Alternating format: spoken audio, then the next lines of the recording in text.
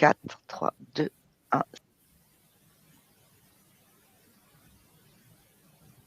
Bonjour à tous et bienvenue pour ce webinaire sur l'ESG. Alors déjà, avant de commencer, je voudrais que vous me confirmiez par le chat si vous nous entendez bien avec Dominique et si vous nous voyez bien. Alors pour qu'ils m'entendent, je me permets de dire bonjour à tous également.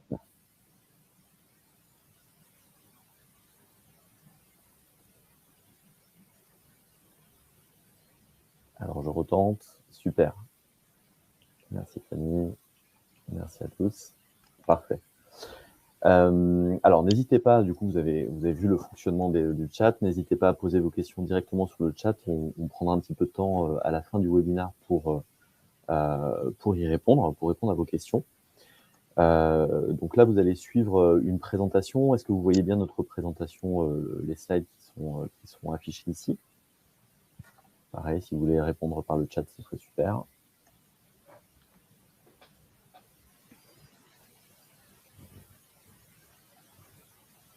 Merci Franck, nickel. Donc du coup, alors n'hésitez pas donc à poser vos questions par le chat. On va vous poser aussi quelques questions via le sondage. Donc vous devez avoir ça sur la droite. Voilà, donc on les affichera au fur et à mesure, on va être assisté pour pouvoir afficher au fur et à mesure ces slides. Donc du coup, on démarre, c'est parti. Bienvenue donc sur ce webinaire automatisation des nouvelles réglementations.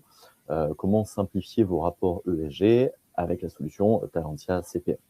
Donc je suis Cyril Godet, je suis avant-vente et responsable des partenaires chez Talentia CPM. Et je suis accompagné dans cette présentation de Dominique Desgrandet, qui est Product Evangelist sur CPM.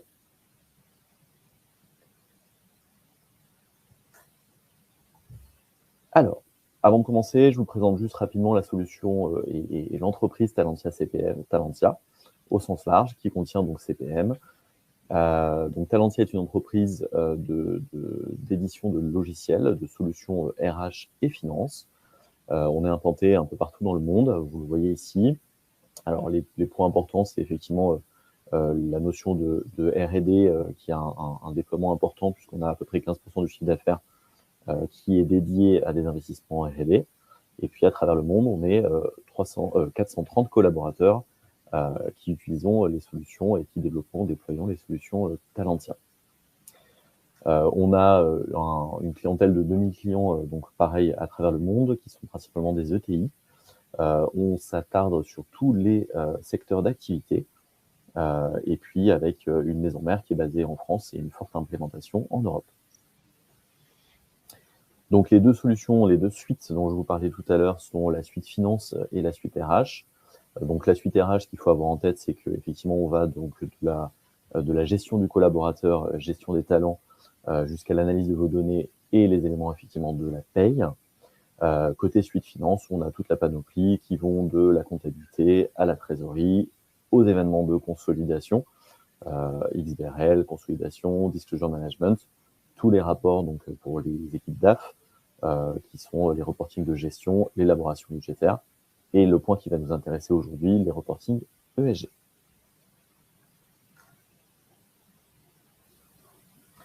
Et puis Talentia, c'est donc un partenariat de long cours qu'on prévoit avec nos clients. Donc une première partie qui est effectivement un accompagnement de nos experts métiers pour analyser votre besoin sur la partie une équipe commerciale. On est suivi ensuite avec une équipe projet qui se charge de l'implémentation, que ce soit donc nos équipes internes ou nos partenaires. Et puis on vous accompagne dans la durée puisqu'on a ce qu'on appelle des business services, dont Dominique reparlera un peu plus loin. Qui nous permettent de vous accompagner sur la durée dans l'utilisation de vos solutions, de telle sorte à pouvoir optimiser cette utilisation et surtout vous soutenir dans votre croissance. Et donc on part sur ce webinaire. On va démarrer donc cette automatisation des rapports, dont l'objectif principal est de vous familiariser sur les avantages de l'automatisation de rapports ESG en vous présentant donc la solution Talentia CPM, qui est une solution qui a pour but de simplifier vos processus. Alors, c'est un échange qu'on va vouloir un peu interactif, donc on a ce fameux sondage, puis on répondra à vos questions en fin de chat. On a prévu un peu de temps pour ça. Donc, on a 4 points principaux qui sont donc la manière d'explorer, donc en premier point, pourquoi les rapports ESG sont devenus une exigence incontournable pour les entreprises. Souhaitons en démontrer leur responsabilité sociale et leurs engagements envers le développement durable. Ça, c'est pour notre premier point. Le deuxième point, c'est effectivement découvrir l'offre Talentia CPM. Et on va vous montrer comment la solution permet d'automatiser, de rationaliser les collectes et d'analyser vos tendances avec la création de rapports en intégrant harmonieusement des données qui sont financières et non financières. On a pas mal de données narratives, notamment sur la partie ESG.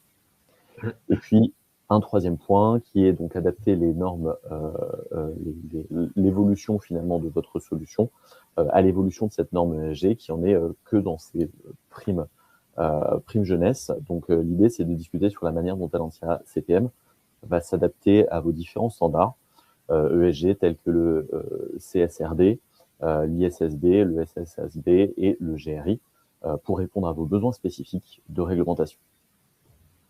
Et enfin, on va partager avec vous des bonnes pratiques. Donc, c'est Dominique qui se chargera de cette partie, de vous présenter donc comment garantir une mise en œuvre réussie dans l'automatisation du rapport ESG avec Talentia CPM. Et enfin, dernière partie, comme je vous disais tout à l'heure, une réponse, une partie question-réponse pour avancer sur le sujet de l'ESG.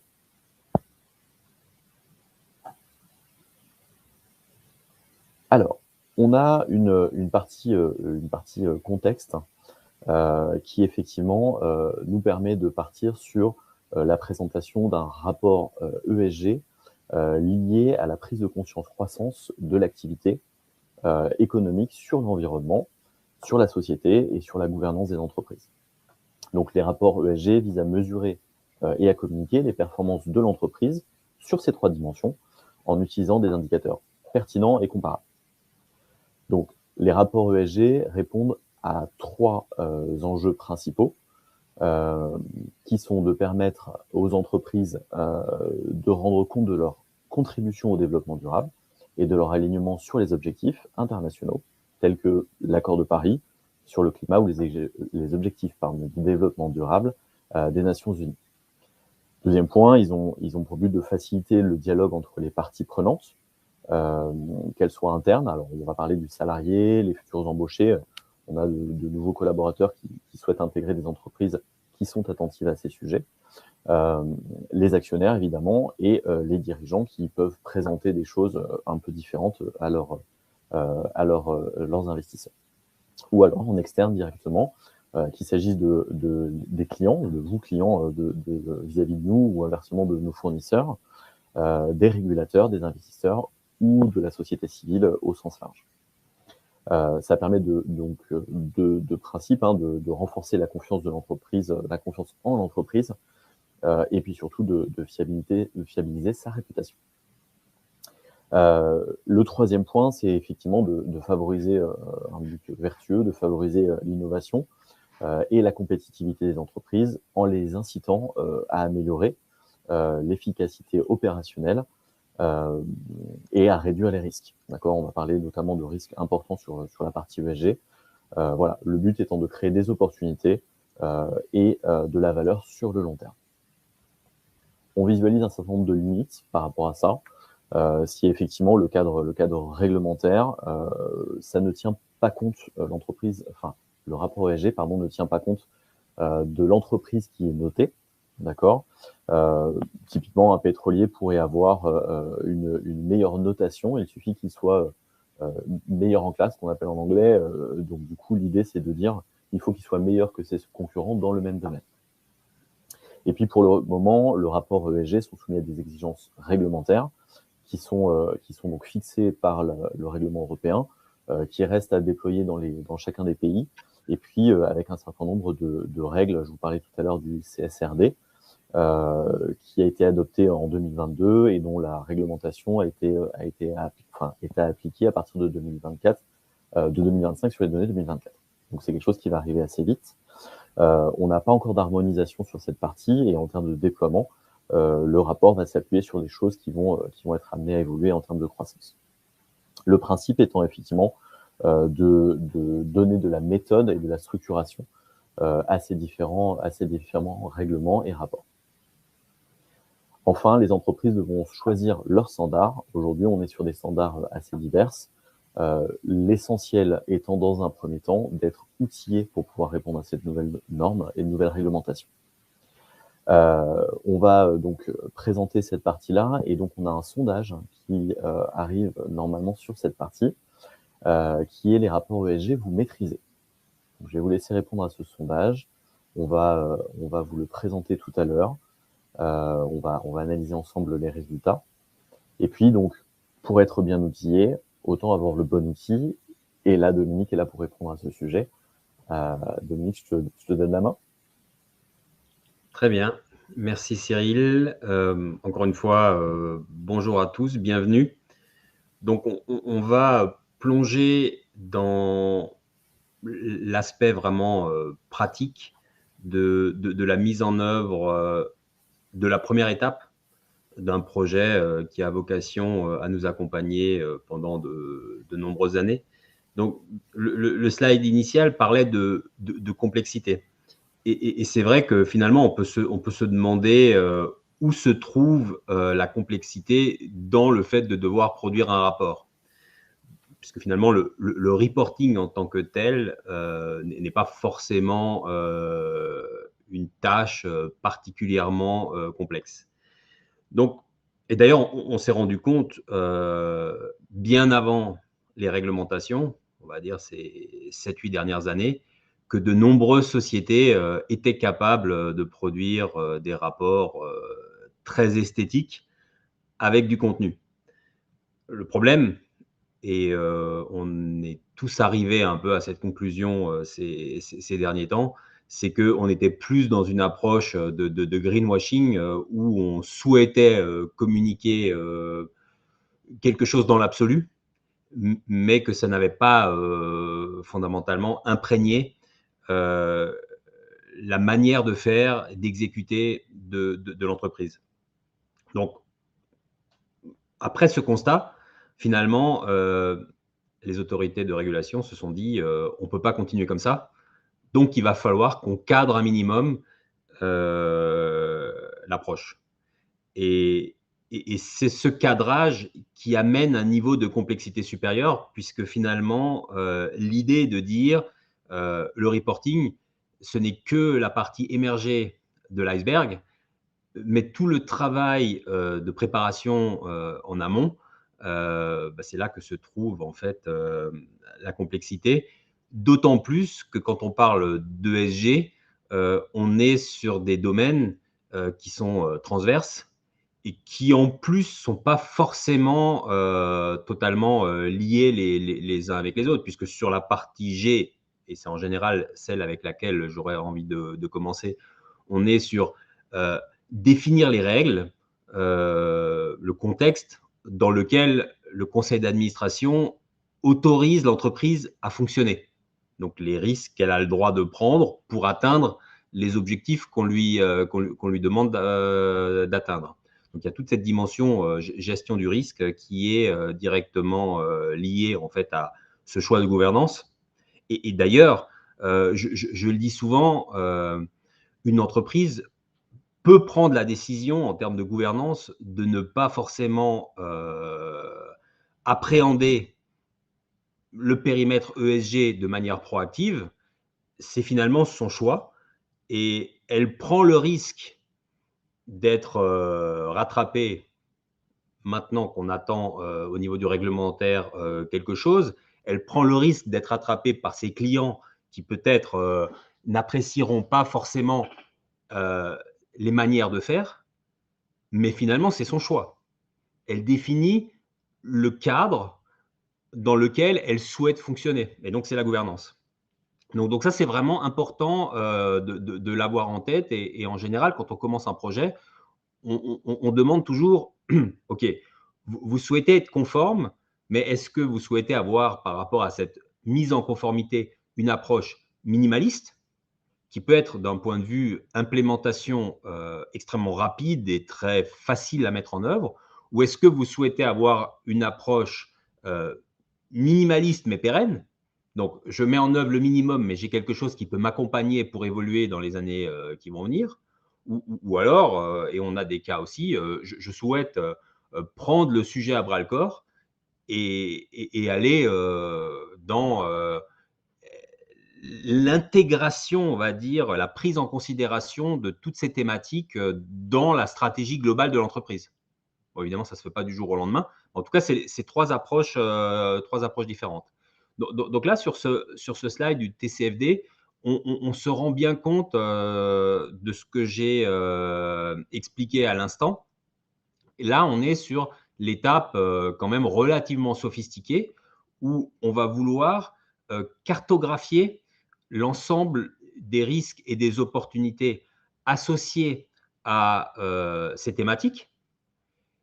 Et ensuite, on va décider quels risques on va lier avec le modèle financier de l'entreprise pour voir dans quelle mesure ils peuvent l'impacter. Et une fois que la liaison est faite, on va surveiller l'évolution de ces risques pour se dire, voilà, aujourd'hui, c'est quelque chose qui est totalement sous contrôle. On a financièrement un risque d'impact qui n'est pas totalement négligeable, mais faible. Mais on sait qu'il y aura des changements réglementaires, on sait qu'il y aura au niveau physique des événements climatiques qui vont probablement monter en puissance. Et donc, on a lié les risques avec notre modèle de planification et on suit trimestriellement, par exemple, l'évolution de ces risques pour que lors du changement, on puisse réagir en conséquence, mettre en place un plan de traitement du risque en amont ou un plan de mitigation du risque en aval. Et ça, évidemment, géographie par géographie. Donc, je te laisse passer au slide suivant, Cyril. Yes. Donc, pour revenir en fait à cet aspect minimaliste ou moins minimaliste, ce que je viens d'expliquer justement par rapport à cette cartographie des risques et à cette sélection des risques clés que je souhaite vraiment garder dans le viseur parce que je sais que leur évolution vont impacter potentiellement ma chaîne de valeur et ma capacité à être concurrentiel vis-à-vis en fait de mes concurrents. Là, on voit que je peux faire ce travail à un niveau global dans l'entreprise. Donc finalement, je mets 2 ou 3 personnes dans un bureau et puis au niveau global, j'essaye de collecter de manière assez manuelle un certain nombre d'informations et d'en faire quelque chose. Ça vaudra ce que ça vaudra, surtout si mon entreprise est relativement décentralisée, mais j'aurais fait un premier travail et je pourrais potentiellement produire un rapport. La faiblesse de cette démarche-là, évidemment, c'est que si j'ai une présence géographique, si suivant les géographies, certains endroits j'ai des usines, certains endroits j'ai que des centres de distribution, dans certains domaines j'ai des fournisseurs, j'ai des gens qui travaillent pour moi, dans d'autres finalement il y a beaucoup moins de présence. Je vais avoir besoin en fait pour être pragmatique et être capable de surveiller réellement ce modèle à long terme, je vais devoir en fait le cartographier de manière plus fine. Et dès que je commence à cartographier en fait mon entreprise de manière plus fine, c'est comme on le fait dans le reporting financier par entité. Ici, je vais plutôt le faire par périmètre ESG pertinent que j'aurais identifié en fonction des attentes de mes parties prenantes et de mon conseil d'administration. Bah, tout d'un coup, ma liste d'indicateurs, elle va se multiplier par nombre de périmètres et par fréquence. Et là, j'ai besoin d'un outil, en fait. J'ai besoin d'un outil, j'ai besoin de former les gens qui vont collecter l'information. Je vais devoir former les gens qui vont superviser ensuite l'évolution de ces risques associés, en fait, à ces périmètres. Et c'est là, en fait, que la complexité commence, en fait, à apparaître, même si ça va se faire progressivement. Mais par contre, l'intérêt, c'est que je change ma culture, je change ma manière de travailler, d'aborder les choses, de voir à côté des risques, des opportunités qui pourraient émerger. Donc voilà, en fait, l'histoire et les 4 cas d'usage. Donc en général, être conforme, aujourd'hui encore, Ça peut être très simple finalement. Je collecte de manière très centralisée, je produis un rapport, je le fournis. Dans un premier temps, les auditeurs, les autorités de réglementation vont être relativement flexibles en disant « Ok, vous avez fait une première étape ». Mais par contre, on sait déjà que très rapidement, et c'est le cas aussi au niveau de la réponse institutionnelle, elles vont demander « D'accord, vous me fournissez cette information, mais est-ce que vous êtes capable de me l'expliquer ? Quelle est la méthodologie pour arriver en fait au résultat? Qui sont les gens qui participent à cette démarche? Et pour faire ça, il faut avoir en fait un outil qui accompagne en fait la démarche. Et on le voit en fait au niveau des banques qui sont accusées depuis maintenant de nombreux mois, voire années, de faire du greenwashing et qui prennent des amendes considérables de par leur manque de due diligence dans l'acceptation, on va dire, des rapports bruts de leurs clients. Et donc aujourd'hui, finalement, très peu de banques, très peu d'institutions financières vont accepter le rapport brut sans demander des informations complémentaires. Donc ça, c'est toujours du reporting, mais j'ai besoin d'avoir le fameux plat de spaghetti qu'on voit ici, qui sont mes périmètres ESG avec mes responsables par périmètre qui vont collecter et surveiller l'évolution de la situation et qui vont en fait me faire remonter cette information de manière agrégée pour fournir le rapport et pour fournir également les données me permettant d'expliquer. Et ensuite, évidemment, les cas d'usage 3 et 4 sont vraiment ceux qui vont me permettre d'intégrer dans mes processus opérationnels, voire dans la conception de mes produits, ces indicateurs. Alors, pas tous. Donc, l'idée du reporting, c'est je les cartographie tous et je les surveille, et j'en surveille beaucoup, certains plus que d'autres. Dans le cas d'usage 3 et 4, c'est voilà, sur l'ensemble des indicateurs, je vais vraiment faire ressortir ceux qui peuvent constituer pour moi un différenciateur, soit dans la manière de piloter mes processus, de mettre en place des plans de résilience, par exemple, et dans la manière de faire évoluer la conception de mes produits, parce que mes clients me le demandent ou parce que j'ai identifié des sources d'énergie, des technologies qui vont me permettre d'être plus pertinent par rapport aux demandes du marché. Donc voilà, donc ça c'était une assez longue introduction, on va dire, sur la manière de réfléchir et d'aborder en fait le concept. Maintenant, à travers un certain nombre de screenshots, je vais vous montrer la manière dont on implémente qui, par contre, là, est très systématique et très facile et puis en plus relativement sous contrôle puisqu'en fait, on fait exactement la même chose pour le reporting financier. Je te laisse présenter du coup la partie Talentia CPM. Voilà, merci. Un nouveau sondage à votre disposition. Yes. Donc, je ne peux pas prendre aujourd'hui le temps pour expliquer Talentia CPM dans le détail. C'est une solution de CPM qui existe depuis plus de 20 ans sur le marché. Il y a des centaines de clients qui l'utilisent et qui la font évoluer. Le seul point sur lequel je veux vraiment mettre l'accent, c'est que pour pouvoir adresser une problématique de type ESG, qui est en plus de financière, opérationnelle et qui touche également tout ce qui se passe à l'externe de l'entreprise, j'ai besoin d'avoir un modèle dimensionnel qui soit extensible. Donc, toutes les limitations du type je peux créer que 4 dimensions ou 5 dimensions ou 7 dimensions ou 9 dimensions, c'est sûr que ça ne permettra pas à une solution CPM d'évoluer et d'accompagner en fait les besoins. On voit en fait ici à droite dans la liste des dimensions complémentaires, au début, j'en aurais peut-être pas besoin, mais dans un deuxième temps, j'aurais besoin d'une dimension dans laquelle je décrirai mes contrôles, j'ai besoin d'une dimension dans laquelle je décris mes risques, j'aurais besoin d'une dimension dans laquelle je pourrais gérer des projets de transition, des projets d'évolution, des plans comme je disais, de mitigation, des plans de résilience. Donc, j'ai besoin de modéliser en fait un environnement qui est plus complexe que simplement celui de la consolidation financière, pour faire schématique.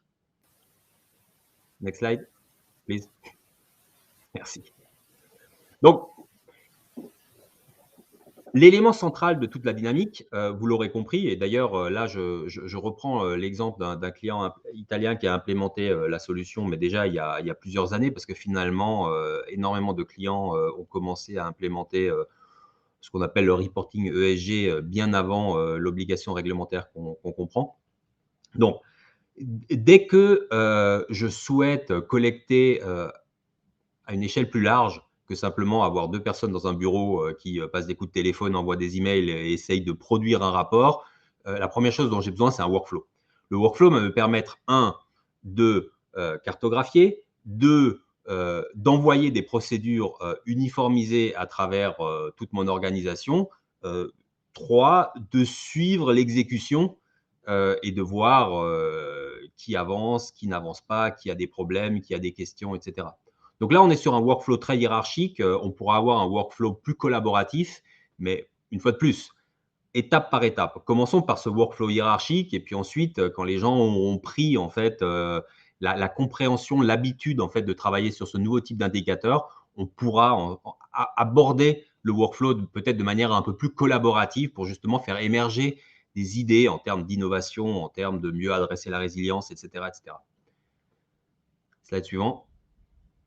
Voilà. Donc, une fois que j'ai les périmètres, que j'ai le workflow, que j'ai la méthodologie en place, j'ai besoin en fait de la liste des indicateurs.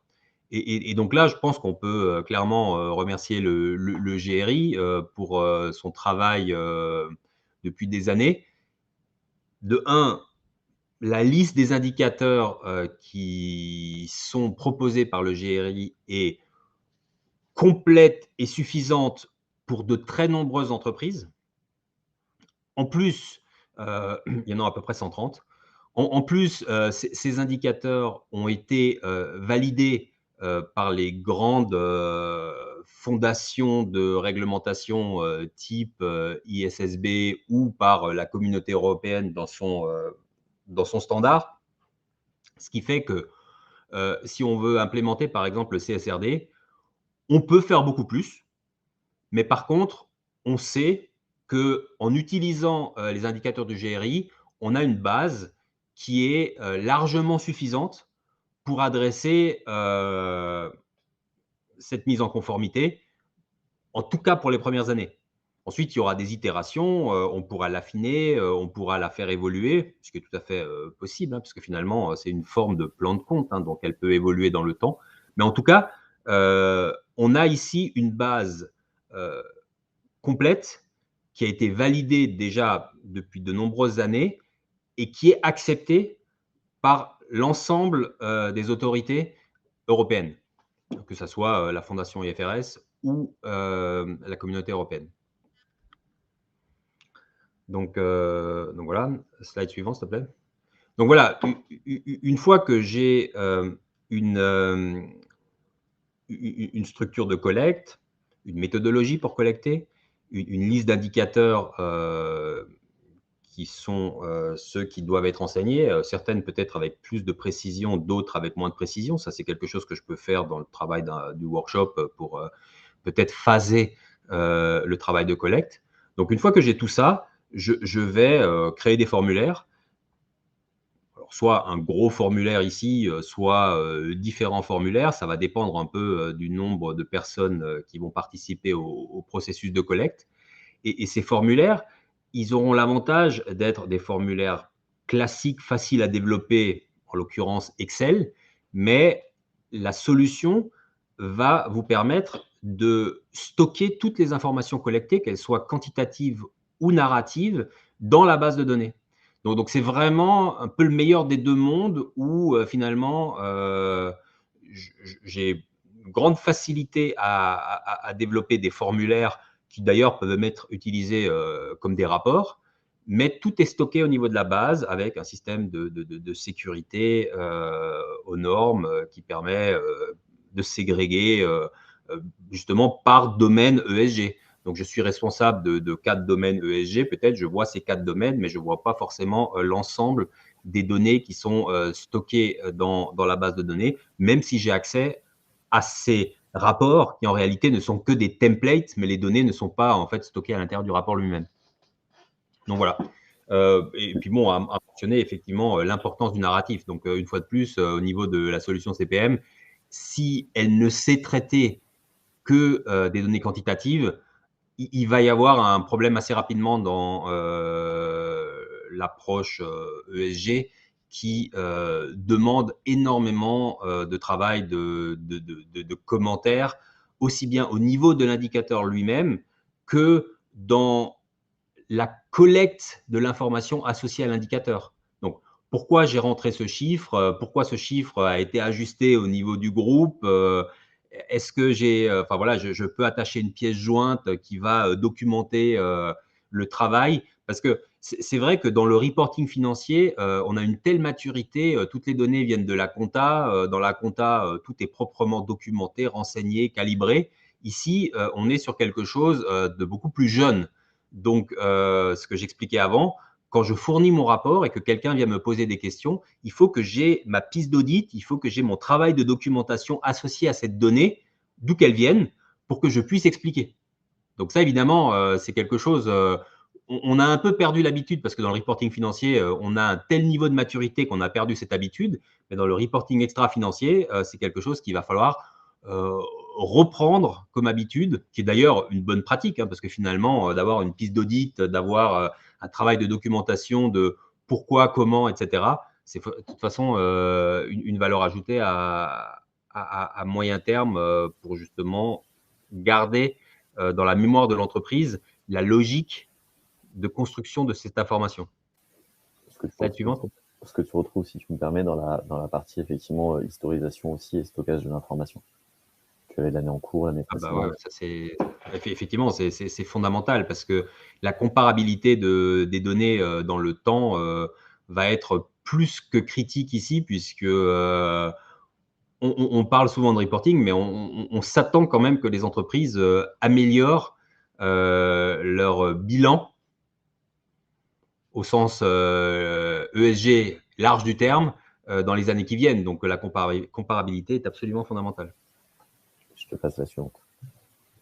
Donc voilà, donc ça c'est simplement pour illustrer le fait que oui, il y a beaucoup de narratifs, mais évidemment, on a également beaucoup de données quantitatives, surtout sur toute la dimension sociale. On va avoir de nombreuses données quantitatives. Par contre, à nouveau, si on veut être pertinent sur le quantitatif, il va falloir rajouter des dimensions qui vont permettre de segmenter cette donnée et ne pas la mettre à disposition de manière brute et agrégée, puisque finalement, personne ne pourra réellement en faire quelque chose. Donc, à nouveau, là, il y a la volonté de segmenter. Et peut-être juste en aparté rapide, l'idée de tout ce travail de collecte ne sous-entend pas forcément que je veux fournir le même niveau d'information à toutes mes parties prenantes, tous mes stakeholders.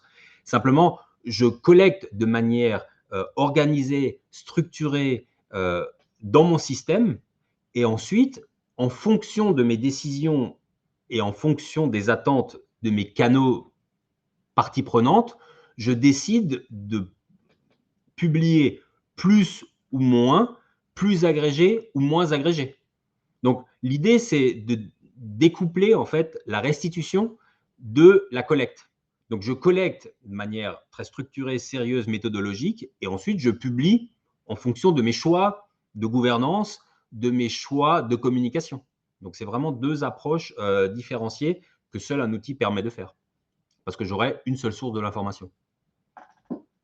Oui, next. Voilà, donc après, là, c'est plus difficile de rentrer dans les détails, mais évidemment, une fois que j'ai collecté l'information, il me faut des règles de calcul, des règles de conversion. Alors évidemment, des conversions monétaires, mais aussi de conversion éventuellement d'un tonnage vers des émissions carbone, enfin, tout type de règles métiers qui sont ici à documenter et qui pourront être appliquées lors de l'agrégation de l'information pour restitution finale. Mais bon, ça, c'est encore un autre sujet.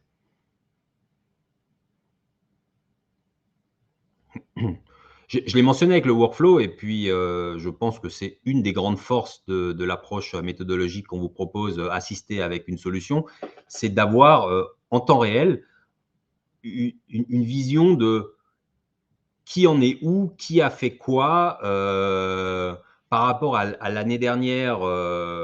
Où est-ce qu'on en est? Est-ce qu'il y a eu des gros sauts, des évolutions? Est-ce que dans la méthodologie, on a changé des choses? Vraiment, d'avoir une vue unifiée sur ce qui se passe au moment de la collecte et dans le temps, c'est quelque chose de très important, surtout qu'aujourd'hui, on a encore tendance à dire que le reporting extra-financier est une collecte, est un travail annuel, mais on le voit dans le reporting financier. Hein. Aujourd'hui, on est sur du mensuel et j'imagine qu'on n'arrivera pas de sitôt sur du mensuel avec l'extra-financier, mais par contre, sur du trimestriel, ça paraît assez évident quand même. Parce que finalement, d'évaluer des risques ou des plans une fois par an, ça peut vite être relativement problématique, surtout quand on voit la volatilité actuelle de l'environnement. Prochaine slide. Voilà.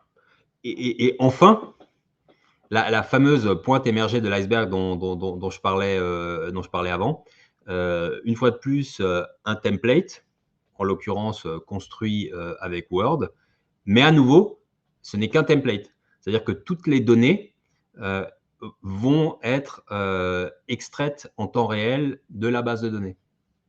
Donc ça, c'est vraiment la philosophie de la solution. C'est un modèle où je collecte de manière très granulaire, j'ai un travail de validation de ces données, éventuellement d'ajustement, et ensuite, j'ai un processus de restitution le plus esthétique possible selon les chartes graphiques de l'entreprise, mais basé sur des templates qui, eux, vont se sourcer en permanence en fait, à l'origine de la donnée. Et ça permet évidemment d'être très rapide s'il y a un changement de dernier moment en fait, pour faire la mise à jour. Mais c'est intéressant aussi parce que si j'ai des templates différenciés en fonction de mes communautés, je vais avoir une seule source d'information qui va, de manière différenciée, être mise à disposition de ces communautés à travers le bon template, mais toujours avec une source unique. Donc oui, donc là, on a vu qu'on faisait émerger finalement les chiffres à l'intérieur des tableaux. Les chiffres peuvent également émerger à l'intérieur de narratifs. Dans le reporting financier, ça n'a pas été implémenté tant que ça, mais peut-être que dans l'extra-financier, on l'utilisera plus. En tout cas, ici, c'est forcément intéressant parce que, une fois de plus, si j'utilise des indicateurs à différents endroits de mon rapport, cet indicateur est toujours lié à sa source dans la base. Et donc, dès que cette donnée est modifiée avec l'accord de la data gouvernance qui est liée à cette donnée, bah, dans tous mes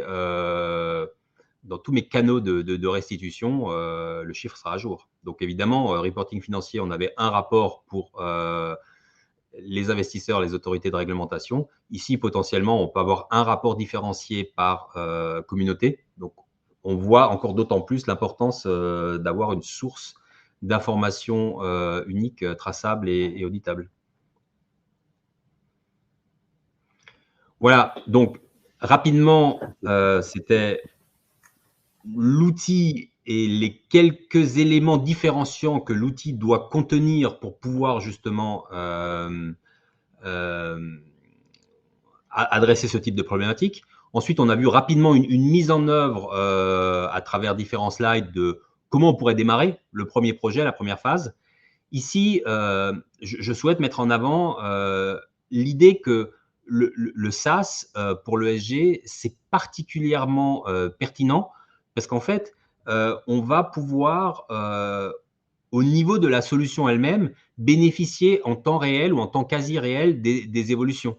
Parce que il faut quand même reconnaître que nous aussi, en tant qu'éditeurs, on suit au jour le jour ce qui se passe et on doit faire à la marge évoluer en fait notre logiciel pour adresser telle ou telle problématique de telle ou telle manière, puisque finalement, voilà, on est tous en train d'apprendre, on est tous à l'écoute. Donc déjà, un natif SaaS, comme on le propose chez Talentia, c'est quelque chose d'intéressant parce que tous les mois, avec notre organisation de la R&D, on est capable de publier des nouvelles fonctionnalités, même si elles sont mineures. Tous les mois, vous les avez à dispo pour pouvoir justement évoluer dans votre manière d'aborder vos besoins en termes de pilotage et de reporting ESG. Et à côté de ça aussi, quelque chose qu'on développe de plus en plus et qui marche bien mieux dans le SaaS que ce qu'on faisait avant en mode on-premise, c'est tout ce qu'on appelle les business services. Donc, les business services, c'est une équipe de consultants chez nous qui sont capables de faire une modification ou d'accompagner un changement ou de supporter vos équipes sur votre plateforme. Donc, on s'est rendu compte que, évidemment, quand c'est du on-premise, on le faisait aussi, mais souvent, pour arriver en fait à se connecter à vos environnements, il y avait toujours un mot de passe qui avait été changé, il y avait toujours un élément en fait qui faisait que la connexion était difficile.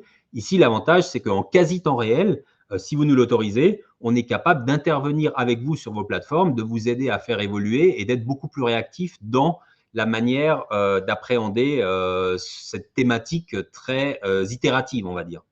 Donc ça, c'était le dernier point produit, on va dire solution que je souhaitais mentionner. Et puis, je crois que c'est l'heure des questions. Effectivement. Ah oui, non, c'est l'heure de se transformer, que la chenille se transforme en papillon. Donc, c'est l'heure, voilà. Donc, la chenille se transforme en papillon et les questions. Alors, si c'est OK pour vous, on va démarrer le sujet avec les sondages, enfin les réponses aux sondages qu'on vous a poussés. Puis on a vu qu'on avait 2 questions dans le chat. Donc effectivement, quand avez-vous pris conscience des problématiques RSE? On se rend compte que globalement, alors je ne sais pas si vous les avez en visu, globalement, les premières phases d'attention, entre guillemets, sont arrivées à isopérimètre, on va dire ça comme ça, entre les années 2010. La phase de depuis le Covid est importante pour vous aussi, on est sur du 27%. Et puis, pour le même pourcentage, on est effectivement à prise de conscience aujourd'hui, donc c'est super, on est là pour vous accompagner. Donc on est sur quelque chose qui peut être effectivement assez en éventail. Donc, je pense que les premiers se sont positionnés peut-être plus sur du RSE. Mais depuis le Covid, effectivement, on fait changer les mindsets. Et puis la notion aujourd'hui, effectivement, avec la forte arrivée du réglementaire sur cette partie. Si on passe maintenant, quand avez-vous pris conscience des problématiques, donc ESG, RSE, pardon, on est sur la même, je vais arriver de l'autre côté. Finalement, l'ESG, sur la question de l'ESG, vous maîtrisez.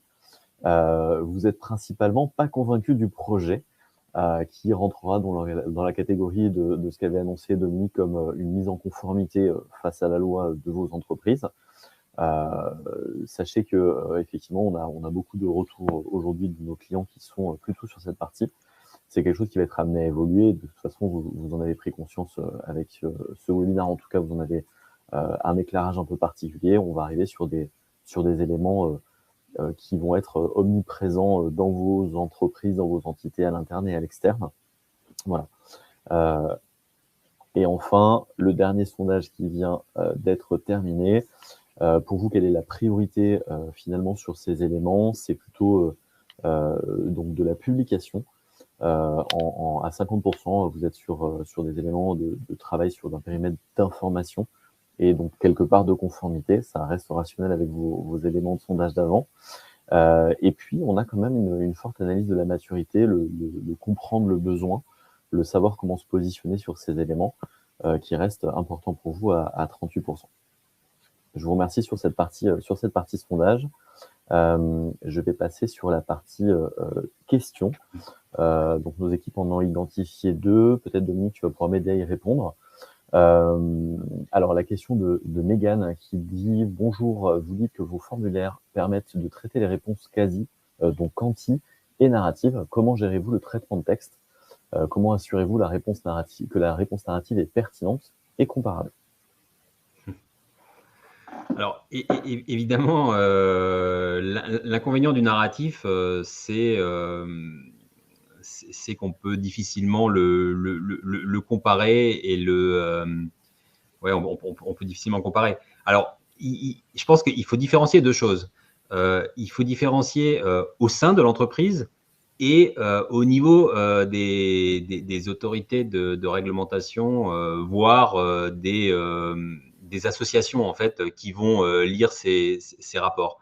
Parce que au sein de l'entreprise, évidemment, c'est un travail quand même relativement manuel où les gens vont devoir prendre connaissance ce qui a été documenté et éventuellement en écrire une synthèse ou en faire quelque chose. Parce que finalement, l'objectif, c'est tout ce que j'ai collecté un peu partout dans mon entreprise, je dois en faire une synthèse qui reflète la vision de l'entreprise en lien avec sa gouvernance vis-à-vis de l'extérieur. Donc, au niveau d'entreprise, c'est inévitable, il y aura un gros travail manuel à faire.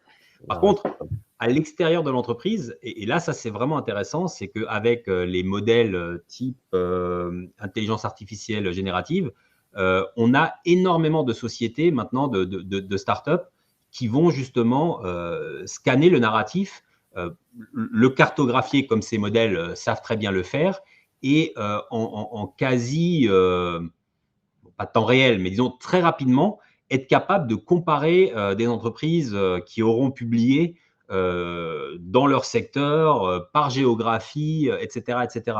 Donc, je pense que de se dire, je ne fais pas le travail narratif de manière consciencieuse au sein de mon entreprise parce que à l'extérieur de l'entreprise, personne ne va le lire, ça, je pense que c'est un pari perdant. C'est un pari qui fonctionnait il y a quelques années, mais aujourd'hui, je pense que c'est un pari perdant parce qu'il y a énormément de sociétés tech qui se sont lancées en fait sur le sujet et qui aujourd'hui savent très bien analyser ce type d'informations. Et on le voit aussi par rapport à l'ESSEF, où effectivement, au début, on taguait principalement des éléments individuels avec la taxonomie, mais maintenant, on tague des blocs, donc des blocs de texte. Et c'est vraiment intéressant parce qu'on sait que ce bloc de texte pour cette entreprise traite de ce sujet particulier, mais le bloc lui-même n'a pas besoin d'être découpé de manière plus fine parce que ce seront des robots qui vont lire le bloc de texte et qui vont ensuite, sur la base de ce qui est dedans, le comparer en fait avec toutes les autres entreprises de l'industrie, de la géographie, de la taille d'entreprise, etc., etc. Et je pense qu'on aura beaucoup plus rapidement des évaluations de la publication des entreprises que ce qu'on faisait il y a quelques années où les analystes n'avaient pas que d'autres choix de lire les rapports. Oui, ça va être des documents de plus en plus audités. Merci Dominique. On a 2 autres questions. Avez-vous des contrats émetteurs avec les émetteurs de données ou bien le client devra-t-il les acheter lui-même et vous les fournir? Alors, on est en discussion avec des fournisseurs de données. Pour l'instant, on est en train de travailler sur le business case, sur la manière de faire entrer ces données dans nos systèmes, de les mettre à disposition en mode preview simplement ou en mode utilisation en production.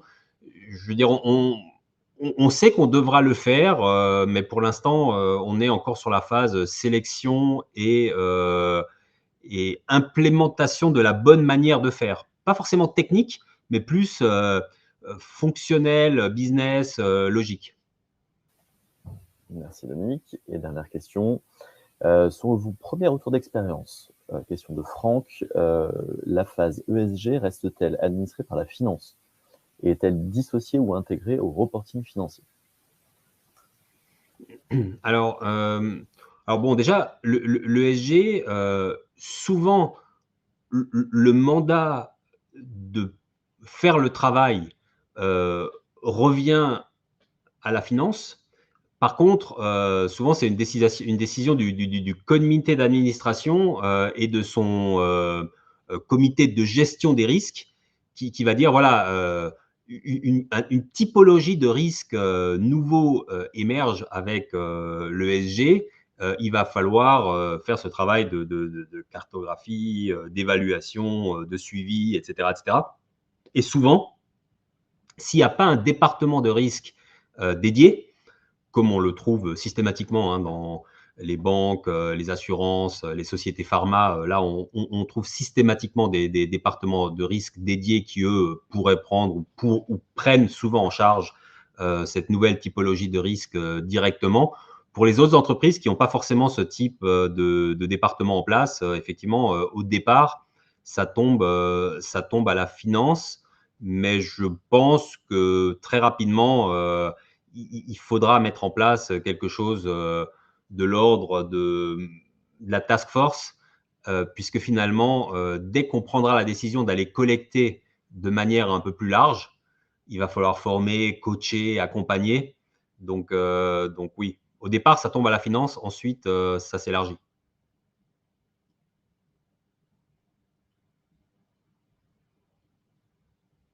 Ah, on t'entend plus, Cyril. Et avec le son, c'est mieux. On n'a plus d'autres questions dans le chat, donc je remercie Dominique. N'hésitez pas à prendre, vous avez les coordonnées qui sont présentes ici. Merci à tous d'avoir participé à ce webinaire. Vous aurez donc les éléments, on va vous mettre à disposition aussi de la documentation complémentaire sur ce sujet. Merci à tous de votre participation, de vos questions, de vos réponses au sondage. Merci Dominique. Merci à tous. Et puis, dans les questions, on sentait déjà que tout le monde était à fond pour mettre en œuvre ce type de projet. Donc, c'est motivant pour nous, pour vous, pour tout le monde. Donc, je crois que c'est des beaux projets en perspective. C'est parti, on est là. Merci à tous. À bientôt. Bonne journée.